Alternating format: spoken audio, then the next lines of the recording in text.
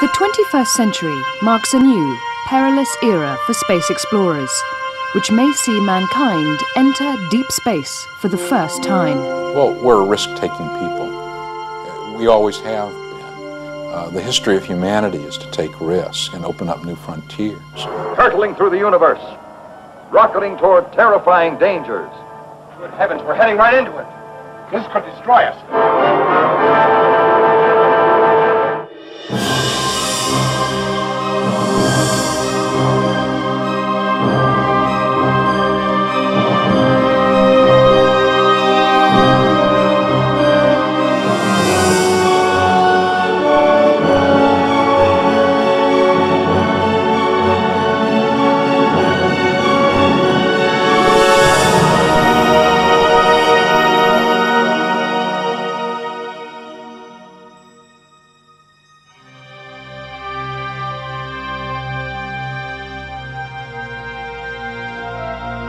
On October the 11th, 2000, the world tuned in for the historic launch of the 100th shuttle mission. Its goal? To ready the International Space Station for its first manned crew, due to arrive in less than 3 weeks. 10, 9, 8, 7. We have a go for main engine start. 4, 3, 2, 1. Booster ignition and liftoff of Discovery, making shuttle history and building our future in space. Houston now controlling. Although Discovery launched successfully, there had been a last-minute hitch behind the scenes. The day before, it could all have ended in disaster, when a 4-inch scaffold pin was spotted, lodged between Discovery and its external fuel tank. The pin could have ricocheted into the engine, causing a massive explosion. Even after 50 years, spaceflight is still one of man's riskiest endeavors. When you've got 11 million parts in something, you can't have a failure rate of 1%, because right off the bat, you've got 100,000 failures. No way. Space explorers have always walked a precarious line between success and failure. The space race between Russia and America saw a loss of life for both countries. 3 men died in the Apollo 1 fire. And the Soviets lost 3 cosmonauts in the Soyuz 11 tragedy. Years later, just as the world thought space travel had become safe, the Challenger disaster dealt the space program a cruel blow. And the Russian Mir space station narrowly avoided tragedy on a number of occasions. Space will always push human ingenuity and endeavor to the very limits. I think exploring space is phenomenally difficult and complex, and it requires such heroic effort on everybody's part that when it comes off well, as it does most of the time, it's really hard for the public to see how hard it really is. At the start of the 21st century, mankind stands at the dawn of a new age in space exploration. The International Space Station reflects a new approach based on global cooperation. But with plans for a manned mission to Mars on the horizon, the risks we face now are perhaps greater than those faced by astronauts in 1961, when President John F. Kennedy announced America's goal of sending a man to the moon. We choose to go to the moon in this decade and do the other things, not because they are easy, but because they are hard. And therefore, as we set sail, we ask God's blessing on the most hazardous and dangerous and greatest adventure on which man has ever embarked. Thank you. You know, it was a unique moment in our history. When the time was right, the political support was there. We had a perceived threat from Soviet communism that we felt we had to do something in the eyes of the world to show the strength of the American system. And Kennedy picked space to do that. And we're getting a picture on the TV. One of the most powerful images of the 20th century, Many still see Neil Armstrong's first steps on the moon as the pinnacle of success of the space program. The Eagle has landed. You got a bunch of guys about to turn blue. We're breathing again. Thanks a lot.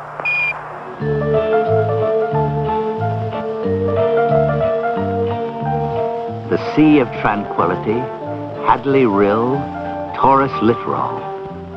They were once strange names on the map of the moon, but the men of Apollo gave reality to the names by being there and showing us the places. I was strolling on the moon one day in the merry month of December. Now, May's the month. May, that's right. May is the year of the month. The Apollo moon landings represented the success of NASA's space program. But it was also tainted by tragedy. The American space program was, from the beginning, the pride of the US nation, and astronauts were hailed as national heroes, none more so than the pioneering team who would fly the first Apollo mission. On January the 27th, 1967, Gus Grissom, Ed White and Roger Chaffee were participating in a simulated countdown, a routine test that preceded every mission. They were sealed inside a cone-shaped Apollo 1 command module, high on the top of a huge Saturn 1B booster rocket at one of the dozen launch complexes that lined the beach at Kennedy Space Center. There were over 1,000 men checking systems to make sure that everything was in order for the simulation. The astronauts climbed into their spacecraft seats and proceeded to test the module's internal power. Suddenly, over the radio circuit, a cry was heard from one of the astronauts. A fire had broken out in the closed capsule. The technicians desperately tried to open the hatch, but it was sealed shut by the pressure inside the command module. Well, the Apollo 1 fire was a big shock to everybody because we thought we might lose a crew or two, but we thought it would be maybe they'd get trapped on the moon or they would impact the moon. We didn't know. Unwittingly, NASA, trying to simulate the exact conditions in space by having a high level of oxygen in the capsule, had turned the craft into a lethal fire trap with no way of escaping. Nobody said, let's quit. Nobody felt that way at all. It was more like, wow, we never knew that was so dangerous. What are we going to do so that we don't have that danger on the pad anymore, so it doesn't happen again? And as a result of what we learned here, what do we have to do with our spacecraft so similar thing doesn't happen in flight? I think the fire actually turned out to be a blessing in disguise for the program. The fire actually gave them time to stop and fix a lot of things that were wrong, not just with the command module, but with the moon lander. Apollo 11 eventually delivered Kennedy's promised dream. NASA, with the support of 3 presidents and the American public, had achieved the impossible in just a few short years by landing a man on the moon. Apollo 12's moon mission was just as successful. It was only the superstitious that worried. NASA's Apollo 13 launched on the 11th of April, 1970. Ignition, flight. Roger.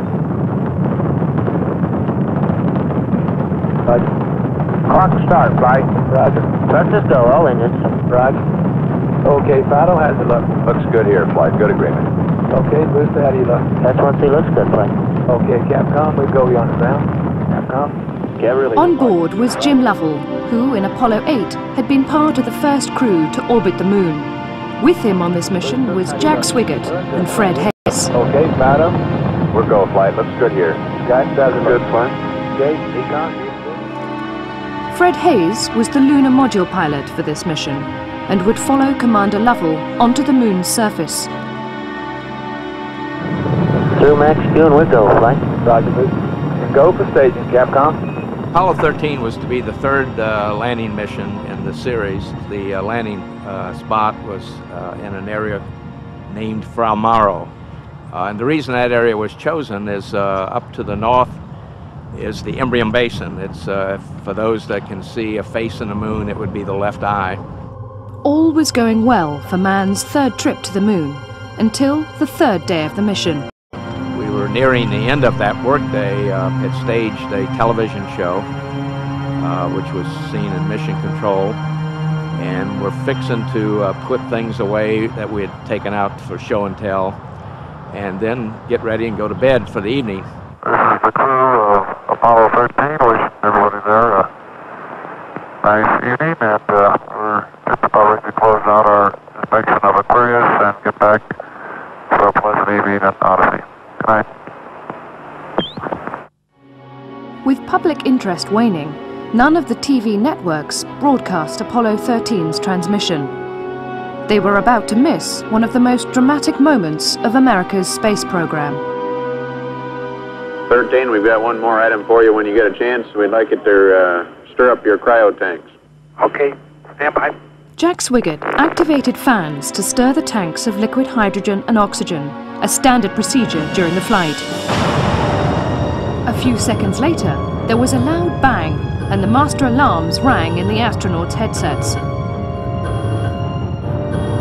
Now, at the very time of the explosion, when I managed to float back up and look at instruments and caution lights, the first sensation for a few seconds, or even a few minutes, was confusion.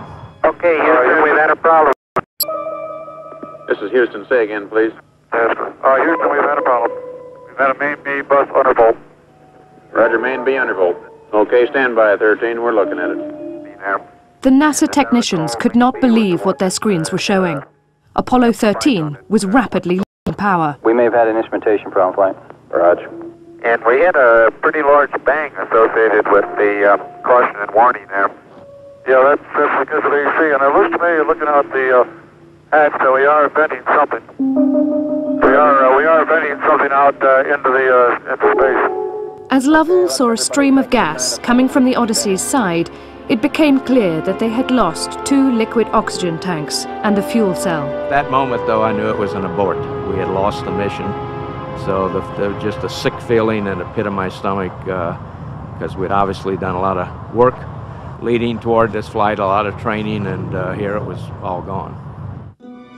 Back at Mission Control, Flight Director Gene Kranz was starting to realize that he might not even be able to bring the crew home alive. Imagine yourself in Mission Control as you realize that 3 astronauts are 200,000 miles out in space with a dying spacecraft. And those men are your friends. How are you going to get them back? The news of the stricken vessel quickly spread across the media. Soon, the whole world tuned in to the unfolding drama in space. The 3 astronauts found themselves rapidly losing oxygen in the main ship. They had only one option: to transfer to the smaller lunar landing craft attached to the command module. The lunar module, or landing craft, was the vehicle that was a 2-day lifetime machine that we would use to have landed on the moon. It was obviously not intended to be a survival lifeboat for the 4 days that we were going to have to make use of it. The problem now was, how were they going to power this makeshift lifeboat back to Earth's shore? Mission Control came up with an ingenious solution. Unable to use the main engines, they would have to use the moon's gravity to slingshot Apollo 13 back to Earth. When we went around the backside, obviously Jack Swigert and I, this was our first time at seeing this view, so we both had cameras out and shot a number of pictures, sights in. Jim, who had been there before on Apollo 8, Jim Lovell, was not as interested, and finally asked us to get back to work. Okay, let's get the cameras put away. But as soon as they solved one problem, another would occur. The lunar module was designed for just 2 men. With 3, there was too much carbon dioxide. Within a short period of time, they would suffocate, even though there was plenty of oxygen. They had more carbon dioxide filters in the command module, but they were the wrong shape. The challenge was how to convert these filters to fit the lunar module. Gene Kranz set the scientists to adapt the filters by using objects found in the spacecraft. Working as fast as they could, they produced a design which, among other things, used the cover of a technical manual and one of the astronauts' socks. The 3 astronauts replicated instructions from Houston, and much to their relief, the filter worked perfectly. We are about 70 hours from home, and we think we have the situation in control, but there's going to be no relaxation at all as far as that goes from now until splash. Although the slingshot had worked, they were still on the wrong course. If Apollo 13 entered the Earth's atmosphere at its current angle, it would simply burn up. With no power to use the computer, the crew had to alter the angle of descent manually by firing the engine and lining up the Earth through the window of the stricken spacecraft. If the trajectory was too shallow, the craft would bounce off into space. Too sharp, and it would simply burn up in the atmosphere. Nor were they even sure that the heat shield or the parachutes would work properly. The heat shield was, it crossed at least my mind as a possible further problem, not knowing if the explosion had enough force to crack it or damage it in some way. But it was just one of those things where you couldn't go out and check it, and we had to enter. So there really wasn't any choice but to just hope for the best and press on. The capsule was out of contact for 5 minutes before anyone knew whether the astronauts had survived the re-entry.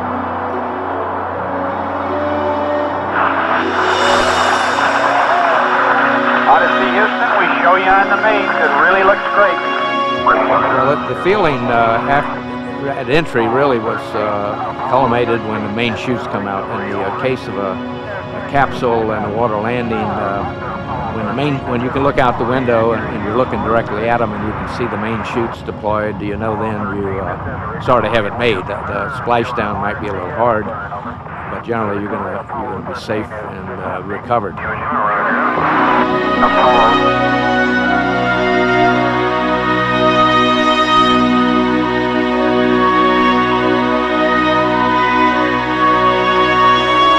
Many saw this as NASA's finest hour.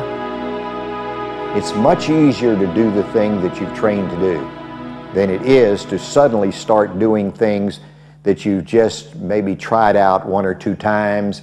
You're off your normal procedures. You're doing things at odd times. You don't have all your equipment up, all those things. Certainly the crew that flew Apollo 13 did the best flying job of any astronaut crew before or since. From the start, the exploration of space has been hazardous adventure. The voyage of Apollo 13 dramatized its risks.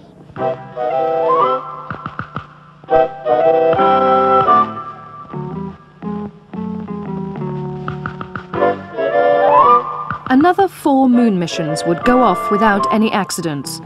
But Apollo 13 had made both the public and the politicians aware of how close to disaster we had come. The program was abandoned prematurely after Apollo 17. Don't forget, we didn't go to the moon for science. We didn't go to the moon because we as a country were committed to exploration. We went to the moon to beat the Russians. And once we got there, ahead of the Russians, there were I would say most of the people who controlled the purse strings felt that it was time to move on, that the war had been won. Having lost the race to the moon, attention in the Soviet Union moved to building manned space stations around Earth. Their goal was to take the most dangerous journey in human history that would dwarf even the Apollo program, to go to Mars.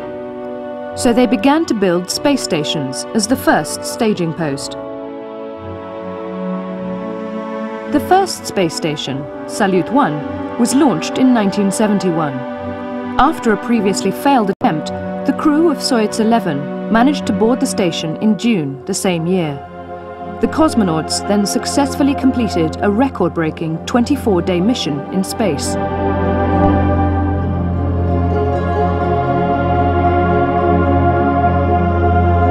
When the time came for them to return to Earth, they boarded Soyuz 11 and detached from the Salyut space station. But on the way home, a fatal technical problem occurred. As the return module separated from the main Soyuz spacecraft, a valve malfunctioned, allowing cabin pressure to leak into space. The cosmonauts frantically tried to close the valve, but it was too late.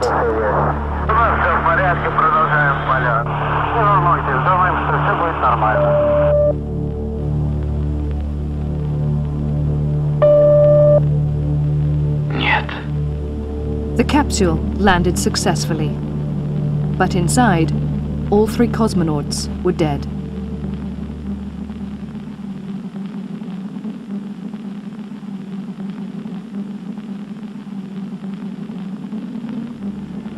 Despite the accident, the Soviet Union continued their ambitious program of building space stations, and they went on to launch another 3 in the Salyut series over the next 11 years.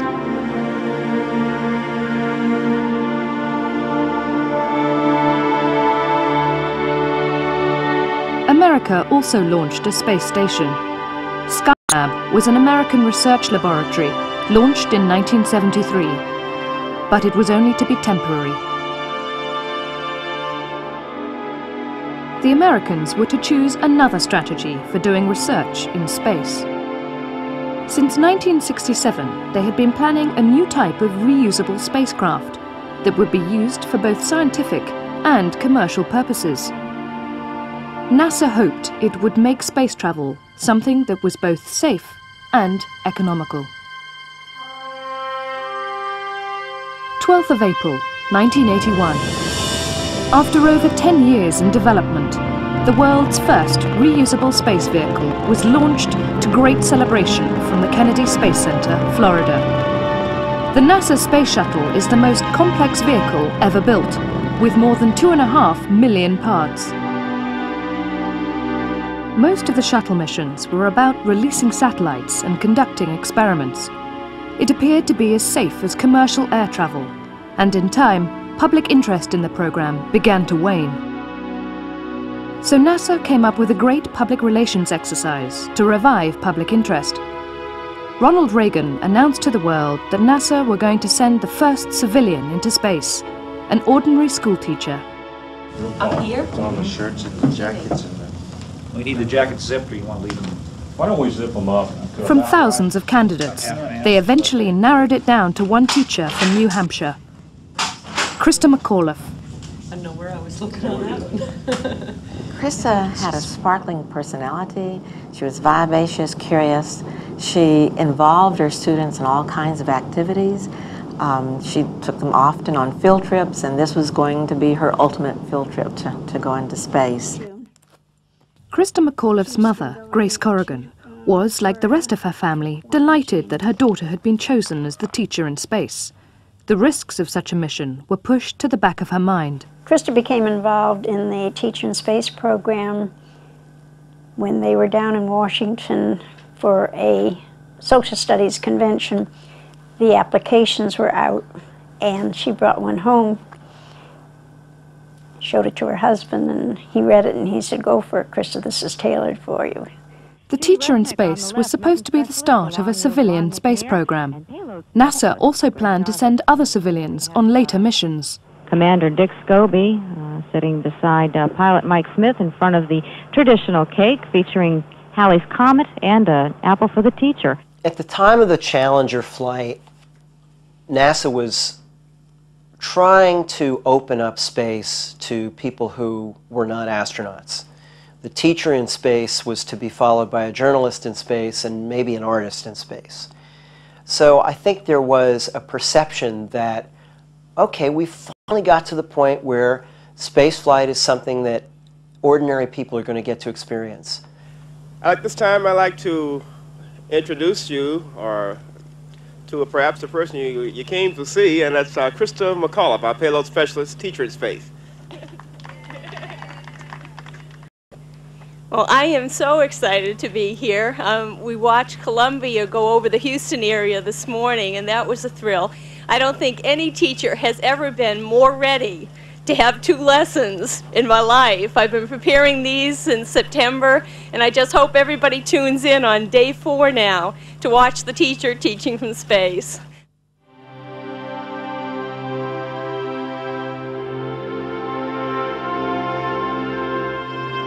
As far as the astronauts and their families were concerned, the build-up to the teacher in spaceflight was bringing the nation together in a fanfare of publicity and goodwill. But behind the scenes, an amazing battle was going on over a small rubber seal in the solid rocket boosters.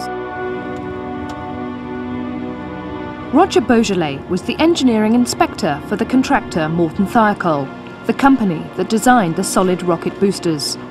He checked the recovered rocket boosters for potential faults.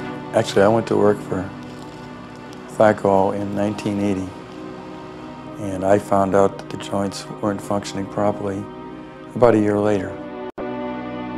The joints of the different sections of the rocket boosters have 1/4-inch rubber seals that allow the different sections of the rocket to flex on takeoff without leaking fuel. But 9 months before the Teacher in Space mission, it was discovered that the O-rings on Flight 51B hadn't sealed properly and were nearly breached by the burning fuel during a low-temperature launch. I was the flight engineer on 51B. So in fact, on my second mission in 1985, also on the Challenger, in fact my first 2 missions were on the Challenger, we had a problem with the solid rocket boosters, and the problem was seen and was ignored. 6 months prior to the scheduled launch of Challenger, in an office memo dated the 31st of July 1985, Beaujolais officially warned his superiors that unless the joint problem was solved, we stand in jeopardy of losing a flight along with all the launch pad facilities. Further studies were ordered, but no real action was taken until the day before the fatal flight, when NASA called Thiokol, concerned about the cold weather. It was only then Beaujolais felt that his superiors took his warning seriously. Nobody in their right mind, knowing anything about these joints, would launch under such adverse conditions. 2,000 miles away, mid-level managers at NASA's Marshall Space Flight Center set up a teleconference call to Thiokol to hear their concerns in detail. There were 4 or 5 of us gathered together, and we said this launch cannot go. The NASA chief engineer reacted badly to the suggestion that they should not go ahead. He appealed to Thiokol to rethink. The whole eyes of the world were waiting for the Teacher in Space mission. The O-ring problem could delay it indefinitely. The pressures are enormous on these people to continue the launches. There are enormous pressures that tie directly to NASA's budget. If it is discovered on the outside that they're flying with faulty joints and they're flying with cracked turbine blades on the main engines, all hell would break loose. And maybe, just maybe, the program might even be canceled. Thiokol were beginning to crumble under the pressure, so Beaujolais pulled out the most damning piece of evidence, photos of the failed O-ring from Flight 51B. I thought, they can't ignore what I got. I had 2 photographs, 8 by 10 color photographs. And you know what? I couldn't get the managers to look at me either, or even look at the photographs. Despite the overriding evidence, Thiokol gave NASA their go-ahead for launch.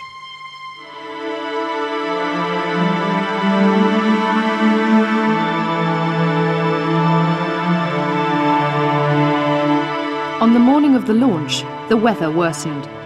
Even the parents of Krista McAuliffe began to feel concerned. Although they knew nothing of the O-ring problem, the extreme cold and evident ice hanging off the shuttle was a natural cause for concern. You could look out and you could see the icicles on the shuttle, and it just didn't feel right. And we also knew that they were going up because the night before Krista had called us, and she said, no matter what, we're going up tomorrow, we've gotten the go. I wouldn't sit here and tell you that these people purposely sent 7 astronauts to their death, but they sure as hell played fast and loose with the decision to launch. The bottom line, once again, all is wrapped around the public relations opportunity. Nothing else makes sense. T-minus 15 seconds. T-minus 10, 9, 8, 7, 6. We have main engine start. 4, 3, 2, 1, and liftoff. Liftoff of the 25th Space Shuttle mission, and it has cleared the tower. Liftoff confirmed. Liftoff. Houston, Challenger, roll program. Roger, roll, Challenger. Good roll program confirmed. Challenger now heading down range. The room was packed, and I unfortunately was seated closest to the big screen. And as I saw the vehicle ignite and clear the launch tower, I whispered to my friend Bob that we had just dodged a bullet. You see, my expectation was it was going to explode right on the pad. So I thought, well, this is your luckiest day on Earth, fella. Engines at 65%, 3 engines running normally. Challenger, go at throttle up. Challenger, go at throttle up.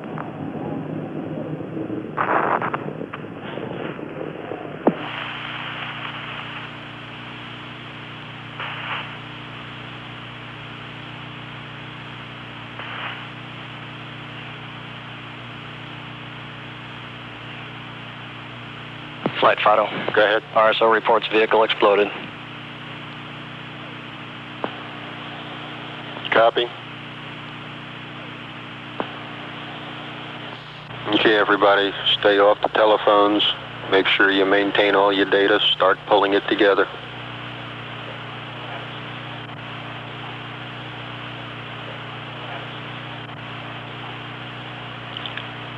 Afterwards, everybody was really more or less in a state of shock because people just didn't know what to do.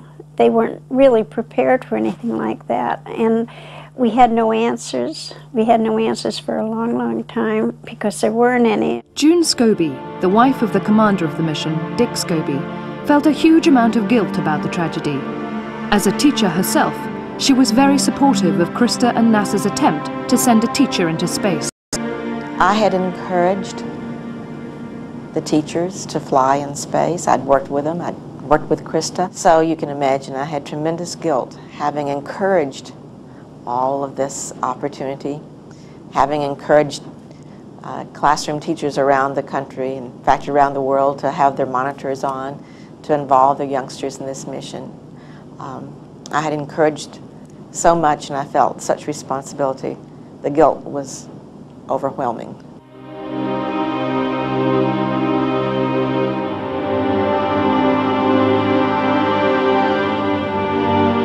The families and friends of the Challenger crew have slowly learnt to live with the loss of their loved ones.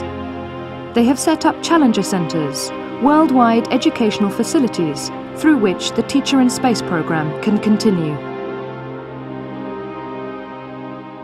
The Challenger disaster was a tremendous shock, not just because we lost 7 people, but because I think everybody realized, you know, this is a dangerous business and it's not as routine as we thought it was.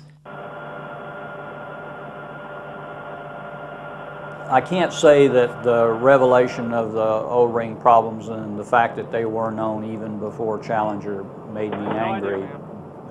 Probably a bit disgusted would be a better way to describe my feelings. The thought that these folks knew about these problems, knew that they didn't know exactly what was going on, and didn't really fully assess the importance of the situation, it bothered me a lot. The Presidential Commission was damning and made NASA introduce extra fail-safe features to the solid rocket boosters, and a safety reporting system was initiated for all personnel. Sometimes when we reach for the stars, we fall short. but we must pick ourselves up again and press on, despite the pain. It took a year and a half and $480 million to redesign the rocket boosters before restarting the shuttle program. It's been more than 15 years since the accident, and the aging shuttle fleet is probably entering its most critical stage as the International Space Station is built in orbit around the Earth. The predecessor to the ISS, Mir, showed the complexity of safely maintaining a station, but lives were also put at risk on several occasions. NASA sent astronauts to the station as part of the new post-Cold War spirit of space operation. Norm Thagard was the first American astronaut to visit Mir. First thing we thought about when we had the opportunity to put an American on Mir was to put in place a research program on the physiological effects on humans of being in space. But being in space does not just affect the body. Long-term spaceflight can also have psychological effects. These environments in space stations are rather confined environments. So long as the mission's not longer than 5 or 6 months, you sort of have the feeling that it is self-limited after all. No matter how bad it is, I ought to be able to handle it for that long period of time. I think, though, that when the missions start to get longer than that period of time, then some of the coping mechanisms, like this one of just knowing you can gut it out, probably fail you. It is not just the length of time in space that can be difficult. Risks of technology failing over a long period of time are much more of a concern. Mir's natural life was extended by a number of years, and on at least 2 occasions, the lives of the astronauts were endangered by events that spiraled out of control.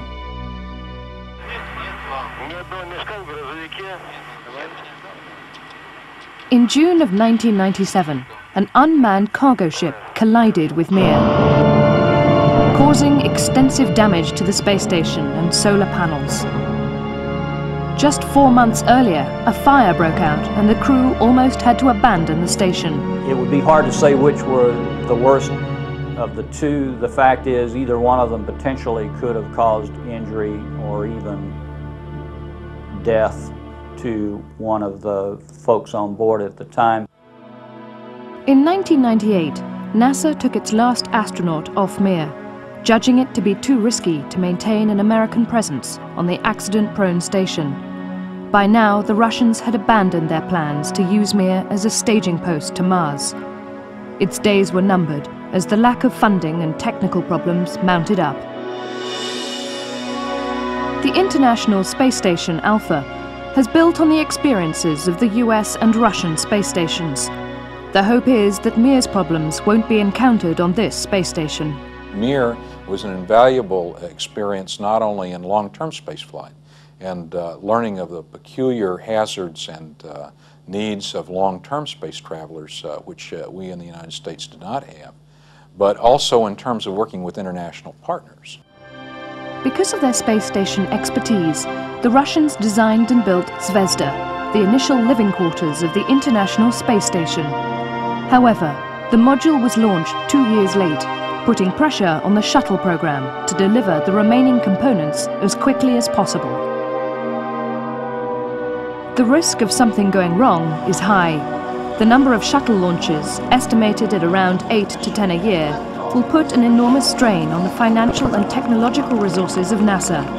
Challenger showed the dangers of putting too much strain on the system to launch within a limited time frame. The greatest risk is riding the rocket that it takes to get there in the first place. And I think overwhelmingly the odds are if you're going to be killed, it's going to be on that rocket, not on the station. But what about the dangers to the station itself in orbit? What if some space debris or an asteroid strikes the station, causing irreparable damage? How will the astronauts escape? NASA is developing an escape vehicle for this eventuality. At the moment, the Russian Soyuz space vehicle will be used, but in the end, NASA wants a purpose-built spacecraft that could transport all 7 astronauts off the space station. 3, 2, 1, launch, launch, launch, launch, launch. The prototype was recently tested. Called the X-38, It was launched from an aircraft high in the atmosphere over the Nevada desert. Unlike the shuttle, the craft uses a combination of parachutes to descend safely to the desert floor, without the need for a landing strip.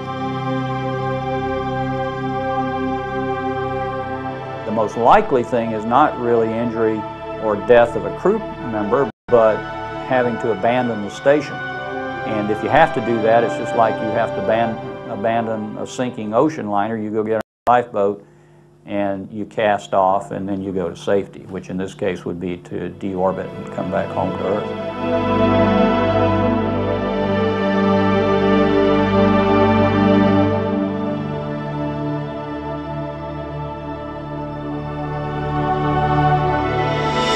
The ISS will be used mainly as a laboratory where scientific research can be carried out.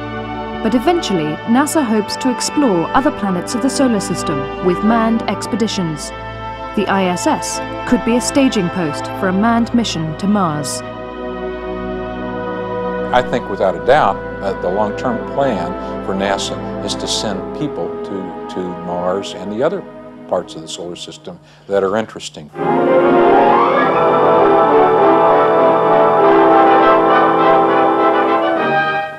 For centuries, science has studied Mars, the only planet where life may exist. Now the screen creates for you the fascinating, frightening spectacle of the first flight to Mars. Hurtling through the universe, rocketing toward terrifying dangers. Good heavens, we're heading right into it. This could destroy us.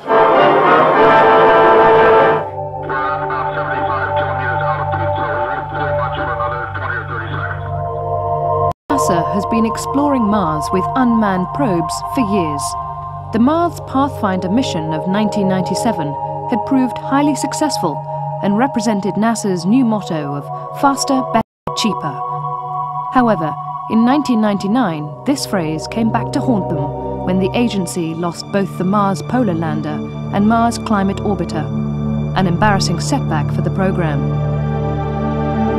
Although lives were not lost, it brought home the dangers of space exploration. But there are some who feel that the Mars program should be more ambitious. You could land 1,000 of these slow-moving rovers on Mars, and you would not have anything that remotely compared in exploration capability to a single human. And if anyone wants to dispute this, I challenge them to the following contest. Let them have 1,000 rovers, and I'll have one 10-year-old, and let's have an Easter egg hunt and see who gets the eggs. Robert Zubrin, a former engineer for NASA contractor Lockheed Martin, is now running his own company, Pioneer Astronautics. Here, they're developing technology that may be used on a manned mission to Mars. This is a machine for making rocket propellant out of the Martian atmosphere on the surface of Mars, so that a spacecraft that goes to Mars wouldn't have to bring its fuel with it. Instead, it can make it there, and this would make the mission much lighter, cheaper, and more effective on the surface of Mars. If a manned mission should succeed in reaching Mars, survival on the planet's surface would be the next challenge. In 1999, the Mars Society started a major Mars simulation project in the Canadian Arctic. Along with leading scientists from NASA and other countries, they created a mock Mars station, imitating the conditions of the real base on Mars. To Mars. We're on Devon Island, and this place has been called Mars on Earth. It's a meteorite impact crater in a polar desert that has created geology as similar to that of Mars as we can possibly imagine. In all sorts of respects, we're going to attempt to duplicate the operational constraints that a human crew on Mars would feel, and thus start developing appropriate field tactics for nevertheless being able to conduct viable field research under those constraints. But despite this experiment, no one knows what the environment will really be like for the astronauts.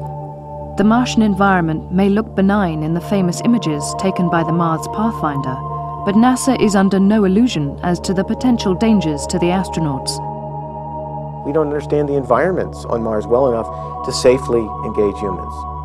The space radiation environment on Mars, if one went to Mars today, every single molecule of the human body would be basically traversed by high-energy ions as part of that trip. Every single cell.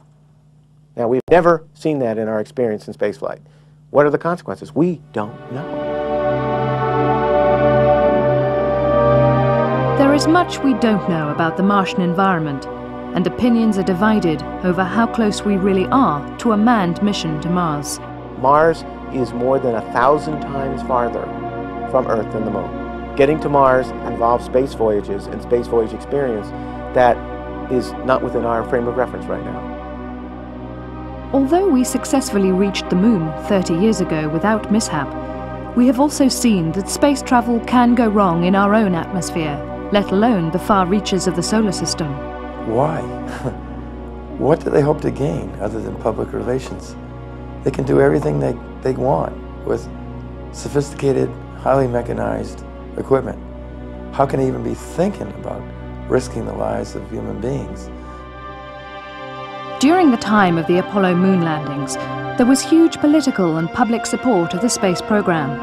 But 30 years later, is a mission to Mars really possible without that unique historical crossroads that faced America in the 1960s?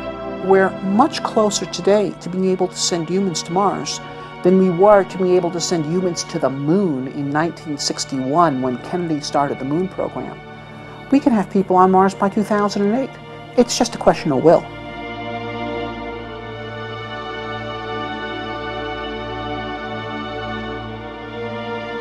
I think that when we finally get back in the business of going to other planets, that we will find that it's fantastically exciting, and it's in our blood, it's in our DNA. You do that in West Texas and you get a... We saw something of this spirit. We shared in the adventure, the excitement, the euphoria of being there. We shared it with the men who bounced across the surface of the moon. To future generations, space travel may become commonplace, and we will look back at a time when man was only an occasional visitor to space. But the further we travel into our solar system, the more chance there is that disaster could occur once again.